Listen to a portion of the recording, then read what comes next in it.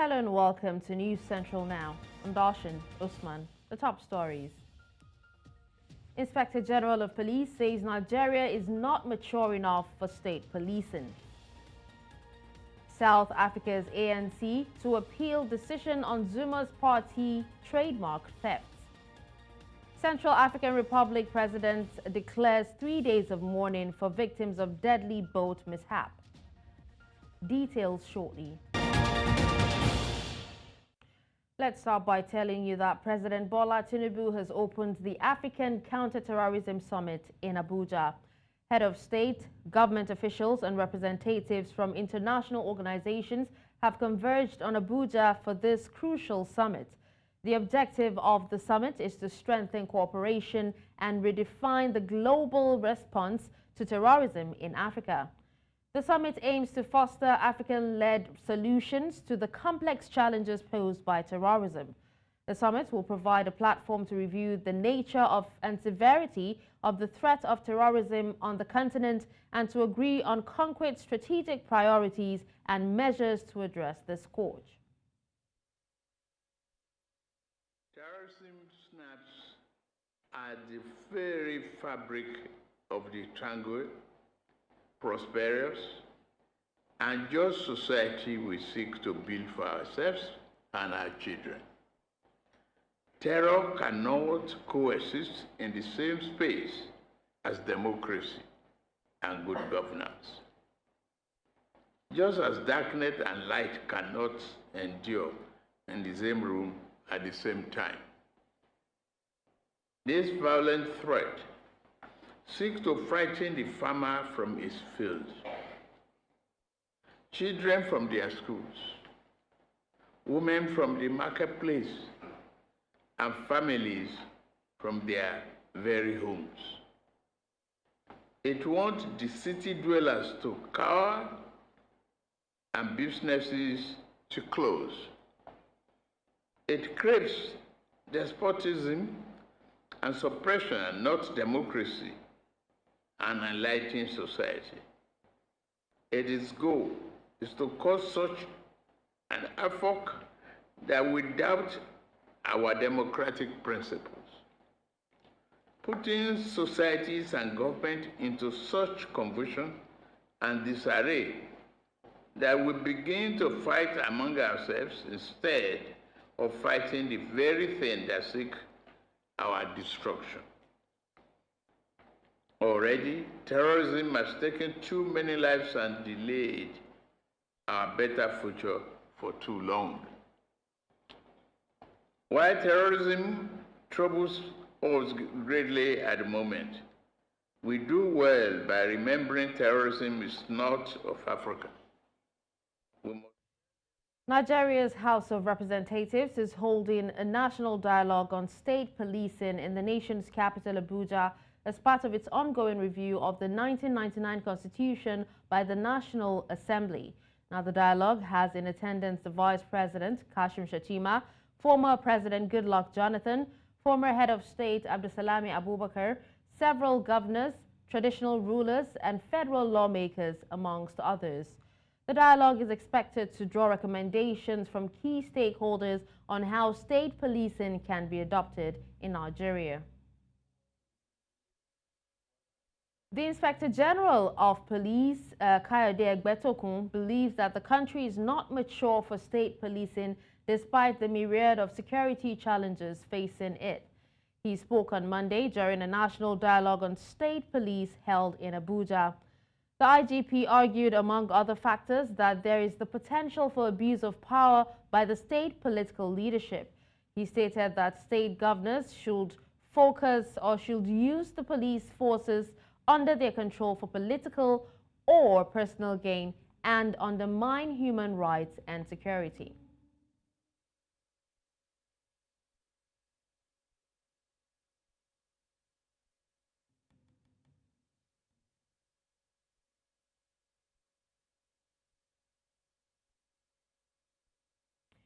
Away from that, fuel queues have resurfaced in Nigeria's capital, Abuja, as business boom for black market sellers.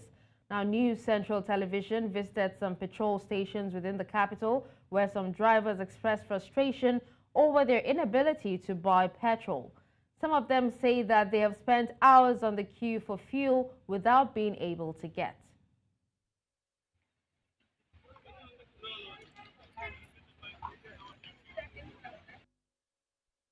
Long fuel queue has resurfaced again in Abuja, Nigeria's capital. Here at Total Filling Station, you can see how some Nigerians are struggling just to get the product. Some of them say it is a shame that a rich oil-producing country like Nigeria, yet they are still seeing pockets of fuel queue here and there. Some of them say they'll spend 3 to 4 hours just to get the premium motor spirit, and that this has also affected their business activity of the day. In Abuja for News Central, Marvelous Obama. The All Progressives Congress Governorship Primary Appeal Committee has commenced work as the committee received petitions from 3 among the expirants. Now, the immediate past governor of Bauchi State, Muhammad Abubakar SAN, who is the chairman of the 5-person committee, urged all aspirants who have any petition to file to approach the committee at the party secretariat to submit their petitions. Addressing newsmen in Akure on Monday, the senior advocate assured that the committee would be thorough and fair in handling all the petitions they received. Of the appeal committee set up by the headquarters of the party to receive and consider any appeals that come up after the events of the weekend, that is, the conduct of the governorship primaries election in the state. The members of the committee will be to my immediate left is Dr. Jamilu Isiaka, governor, and to his immediate left is High Chief Honorable Patrick Obaya,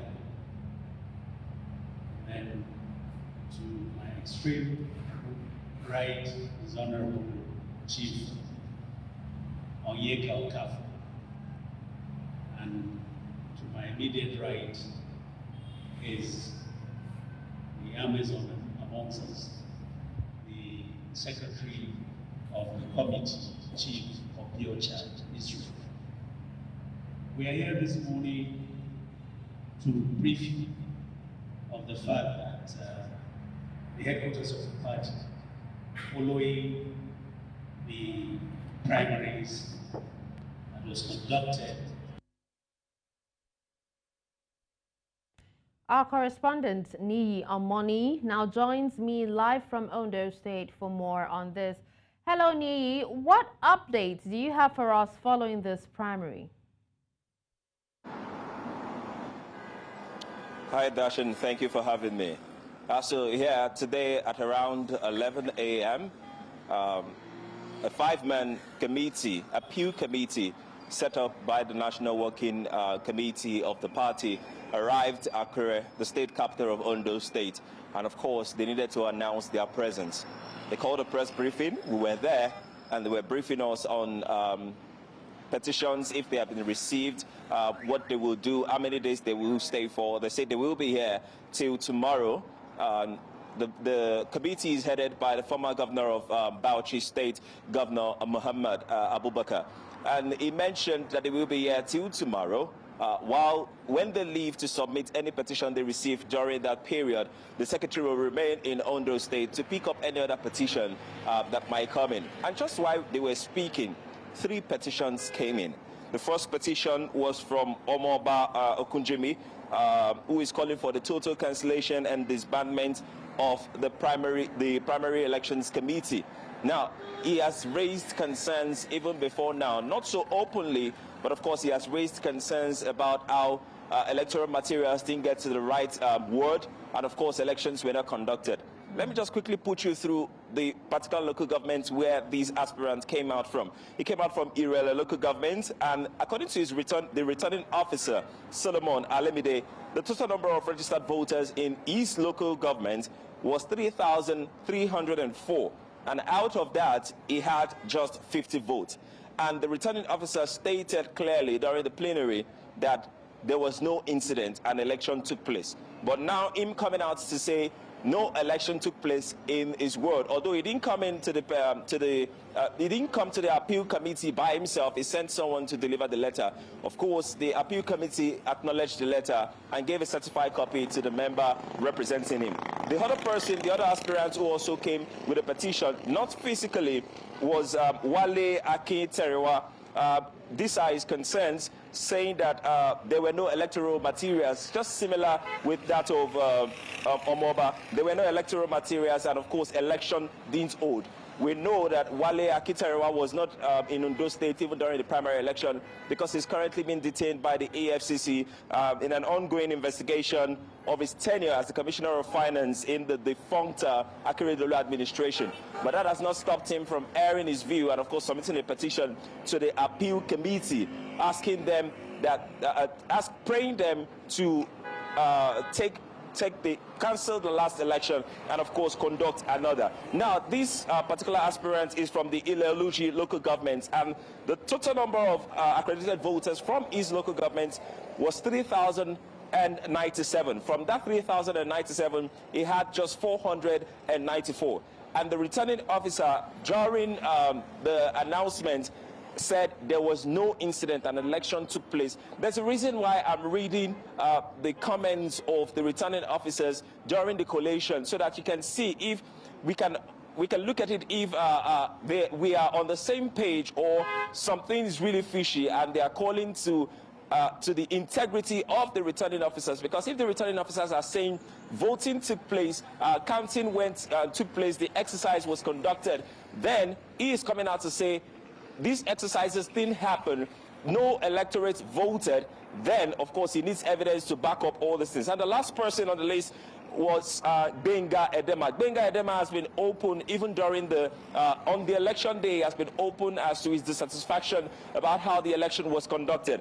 In fact, he said in his petition that the election was riddled with irregularities that run foul of the constitution, the Nigerian constitution, and not just the party constitution. Now, he's from Ilaje local government, same local government as the governor. The number of accredited voters in his local government was 7,213, and he polled 230 votes out of that number, while the incumbent governor, His Excellency, polled over 2,000 votes. Although the returning officer mentioned that election didn't hold in one of the wards at the local government, and he also mentioned that in that particular local government, a serving commissioner under this current government and another person were kidnapped during the process of this election, although they were able to secure the release due to the intervention of the DSS and naval officers and even security agencies. Now, these are the three people who have submitted their petition so far to the 5-man appeal committee today. The committee has acknowledged receiving the petition, and they said they will get back to them. Of course, they are not the one who will get back to them. They need to take these petitions to Abuja and submit it. That's what I have for you from Ondo State. All right, now, now, just before we let you go, despite all these, allegations and accusations, Aidatiwa has been declared the flag bearer, for the state. Now, do you see those who are appealing the result of the primary getting any form of justice? Well, as I said, and I used to say, this is party politics. The truth is, it's not an interpolitics whereby an opposition party is fighting or is talking else with another party. This is a party issue. This is a party politics. And at the end of the day, some things are that you won't be able to discuss. Some things are that they will just settle within themselves. I do remember even during the primary election, few minutes after the election was over, there were a lot of aspirants coming out to say, oh, there's so many irregularities in this election, the election was not proper, it was not fair, it was not this.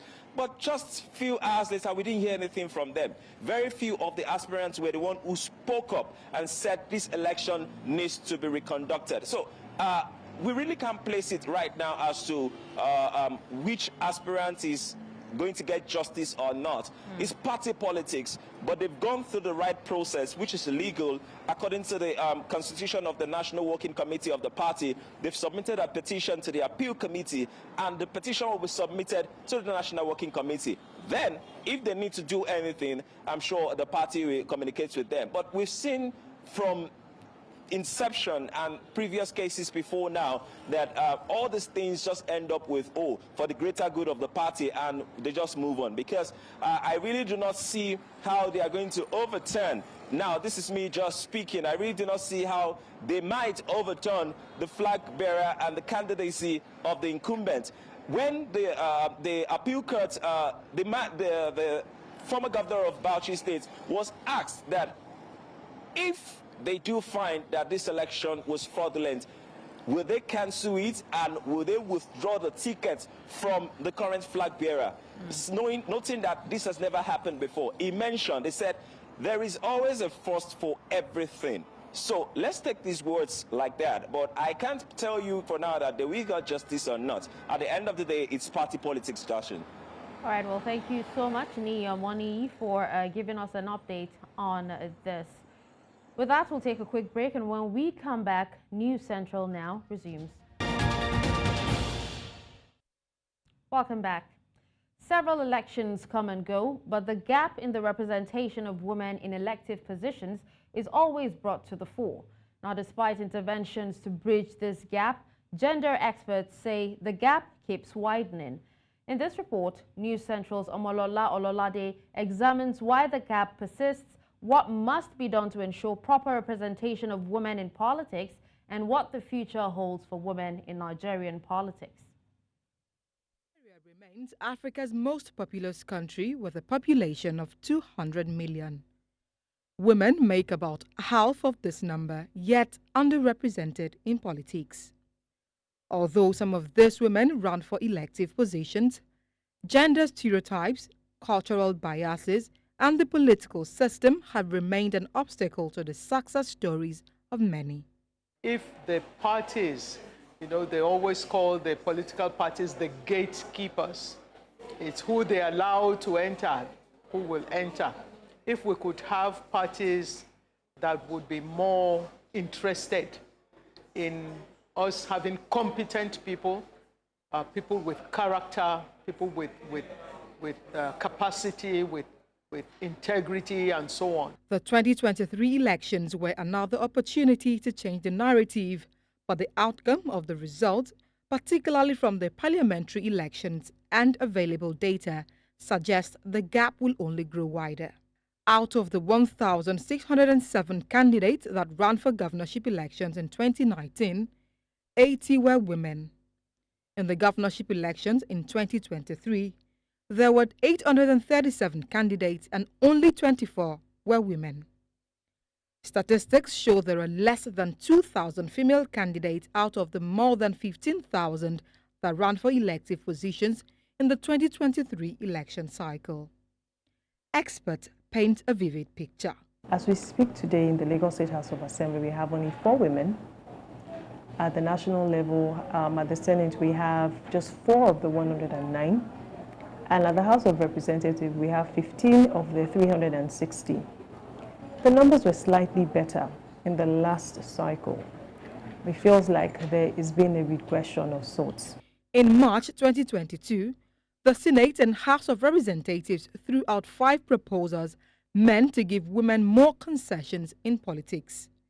3 of those bills were recorded for consideration, but nothing has been heard since then. We got judgment that there must be 35% affirmative action of the inclusion of women in appointments. We noticed that without discussing it, without making it public, government sneaked into the Constitution and amended Section 146 of the Constitution to read that not less than 10%. While some women have shattered the glass ceiling in governance and politics, gender experts believe more work still needs to be done to strike a balance.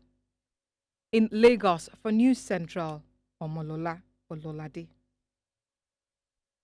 Thank you, Amalola, for that report. Now, Commissioner of Police in Abia State, Kenechukwu Onwemele, says part of what needs to be done to discourage crimes is for the government to effectively design its cities and communities. He said proper redesign will expose areas prone to crime and dislodge those who use such spots for illicit activity while securing the environment. He said the police command in Abia is collaborating with local government chairmen in ensuring that crime spots disappear from the state.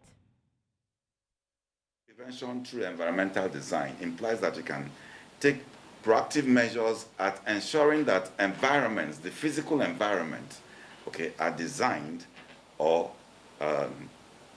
structured in such a manner that you prevent crimes, okay? And it could include things like having the public to install CCTV cameras at their local businesses or even residential places, having the environments to be properly lit and so on.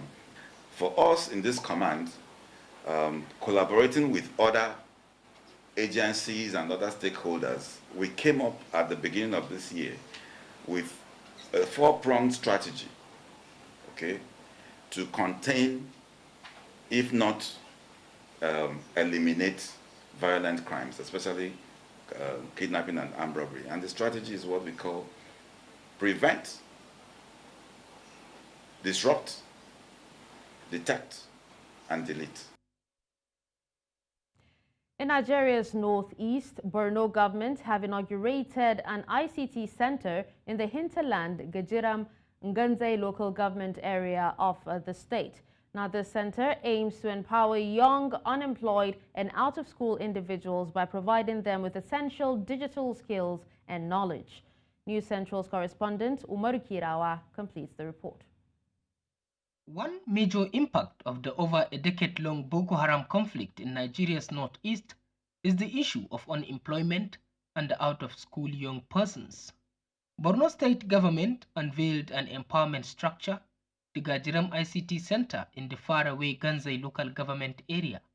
The center is equipped with computer systems, high-speed internet access, and various software programs to provide the youth with the necessary tools and skills to thrive in the digital age.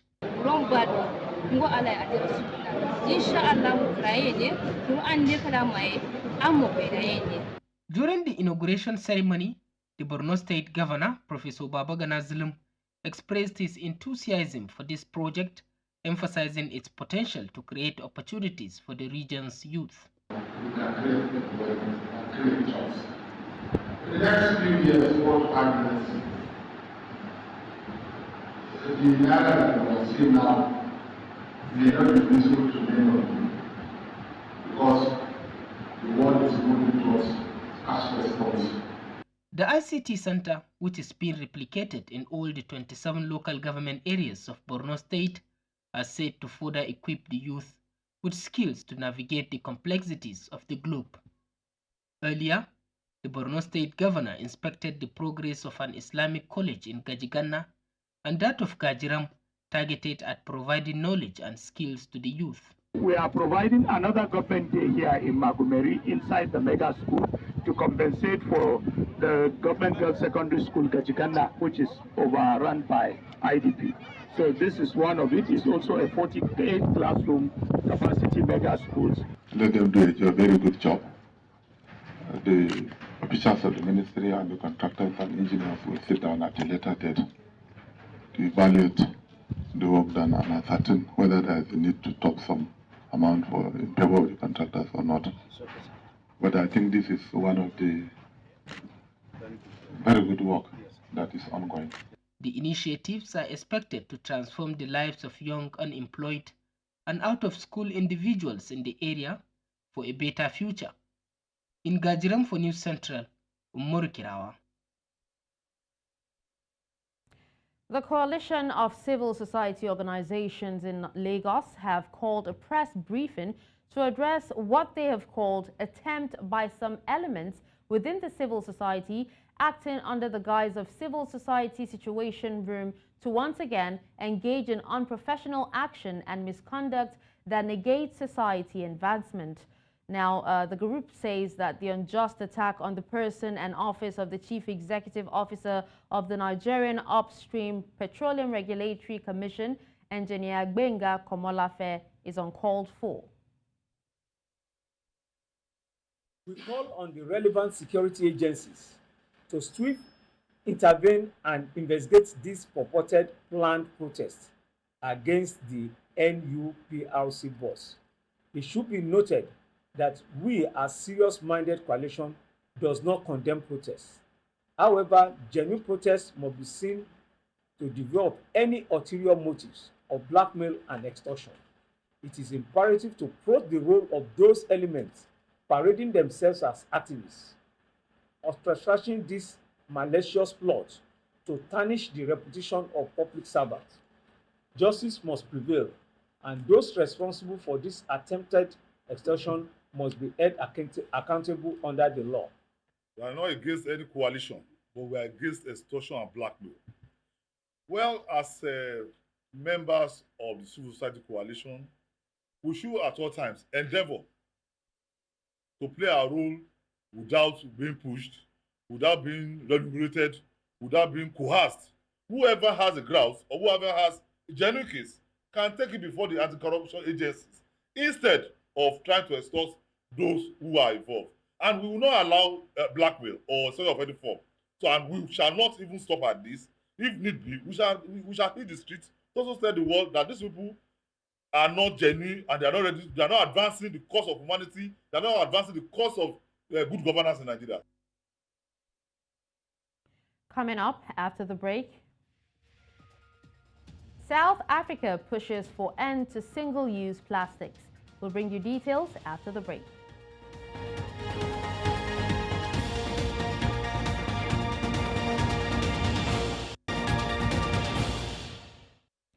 Now, in other news from around the world, South Africa's ruling African National Congress Party says it intends to appeal a ruling made by the High Court in the coastal city of Durban, allowing ex-President Jacob Zuma's new party, Umkhonto we Sizwe, to use its name and logo in May's general election.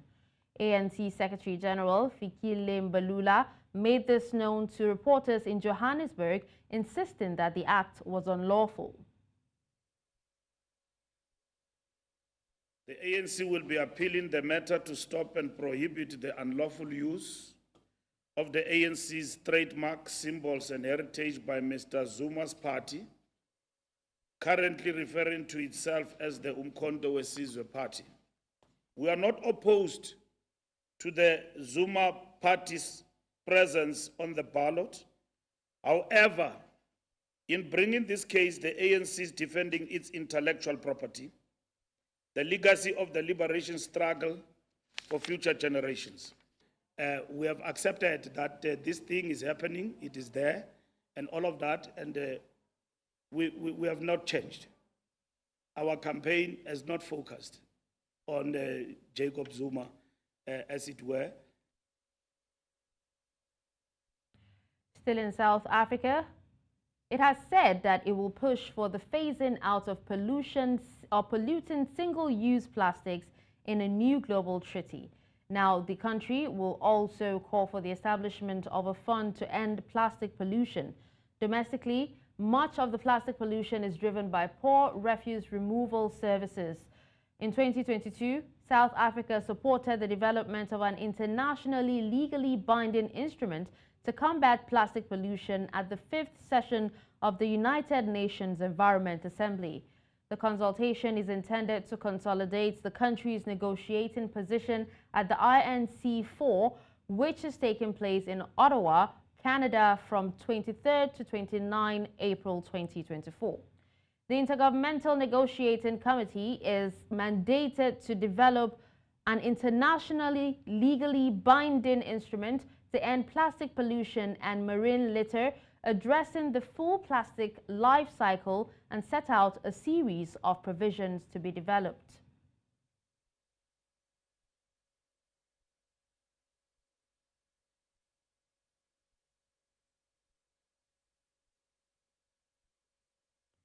A group of Zimbabwean experts living in South Africa gathered over the weekend in celebration of the 44th anniversary of Zimbabwe's independence from British colonial rule. Now, this day marks not just the end of colonial rule, but also the rebirth or birth of a nation that has shown resilience, strength, and a rich culture. Zimbabweans across the globe use this day to reflect on their journey, triumphs, and challenges, and the hope for a better future for all. News Central's Bongani Siziba reports.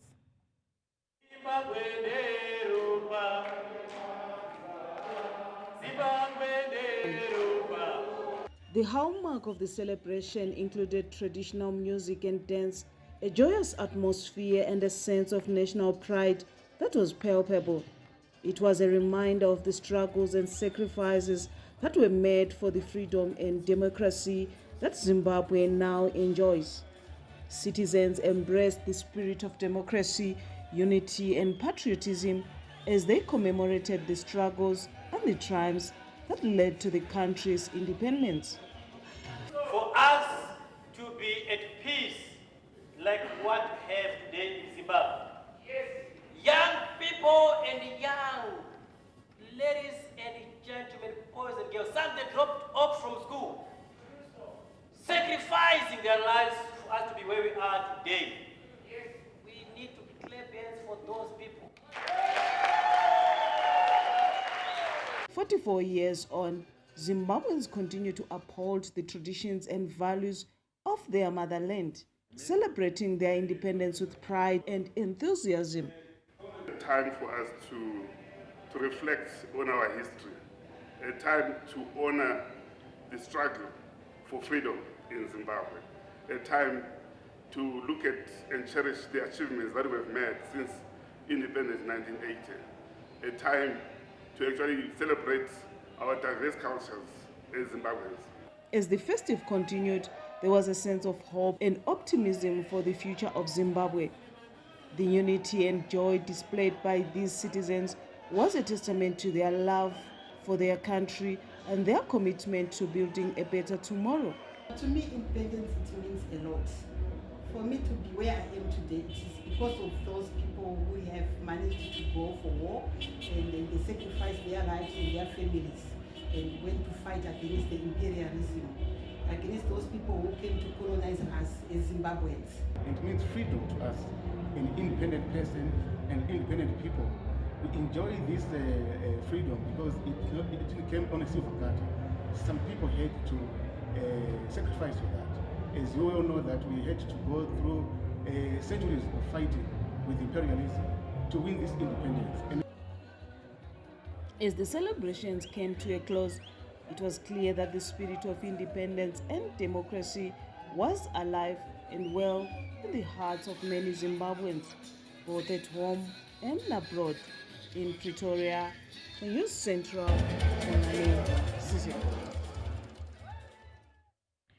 Central African Republic President Faustin Archange Touadera has declared 3 days of national mourning on Monday for victims of a riverboat disaster, one of the country's deadliest. Authorities have said 58 bodies were retrieved from the Mpoko River in the capital Bangui after the vessel capsized on Friday as it was taking people to the funeral of a village chief. Still ahead, ex-Spanish advisor invokes silence during Senate hearing. We'll bring you details after the break.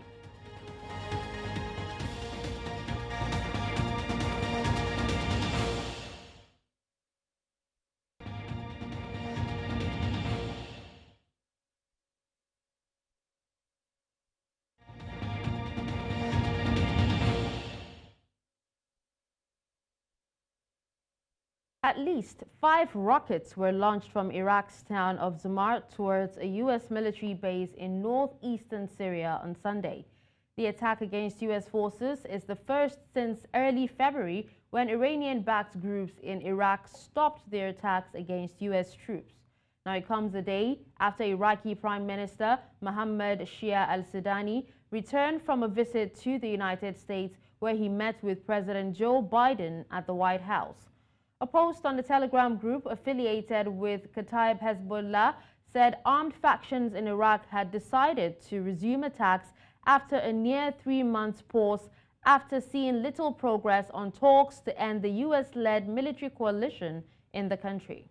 The U.S. official, speaking on the condition of anonymity, said more than 5 rockets were fired from Iraq towards troops at a coalition base in Rumailin, Syria, but no U.S. personnel were injured.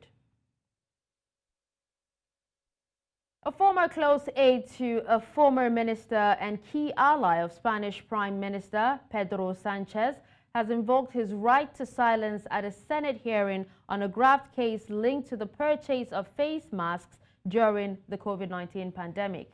Coldo Garcia is suspected of being a central player in a scheme that led a small, previously unknown firm, Solutions de Gestion, obtain contracts worth 53 million euros to supply masks to various public authorities between March and June 2020 at the start of the pandemic. Estoy en un procedimiento judicial. Por sentido común, creo que tengo que esperar a que la justicia resuelva y haga, bueno, pues haga lo primero que tengo que hacer, que es atender a su señoría, y lo primero que tengo que hacer es declarar ante él y hablar con él y que él tenga conocimiento absolutamente de todo, porque esto no habla de ningún caso de las mascarillas. Me acojo a no declarar, es mi derecho. Muy bien, está en su...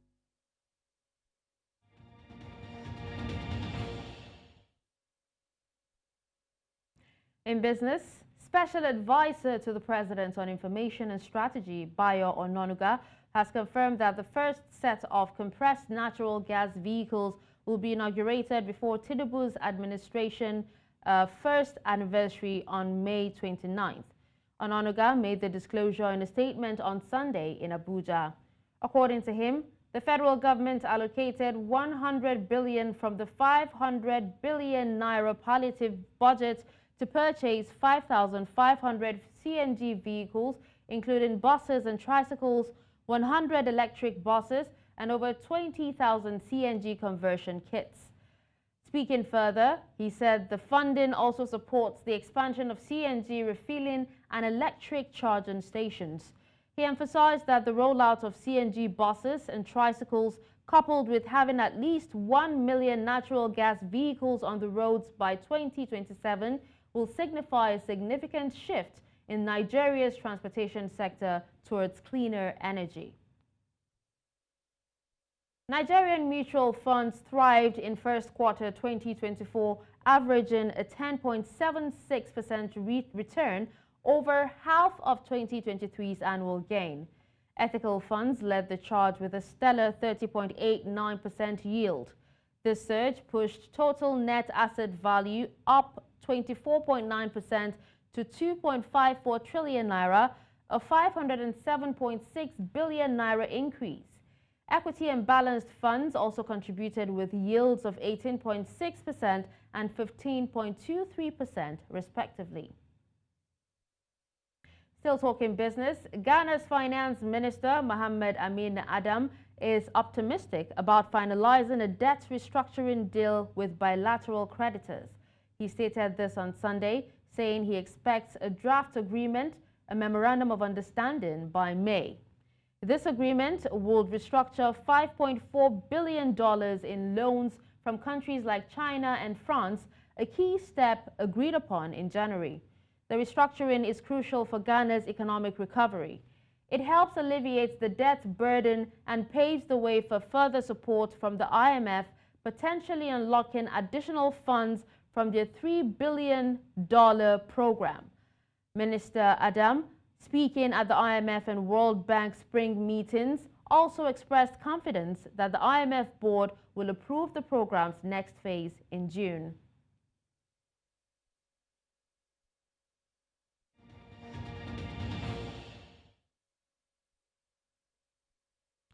Let's talk sports, where Rangers concluded a tumultuous week on a positive note as Cyril Dessers netted twice in a 2-0 triumph over Hearts, setting the stage for a Scottish Cup final clash against Celtic.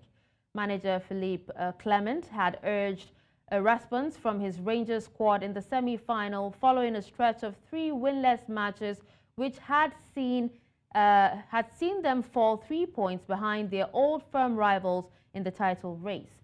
This is provided the perfect start for the Ibrox outfit at Hampden by slotting home a low shot past Craig Gordon within 5 minutes of kickoff.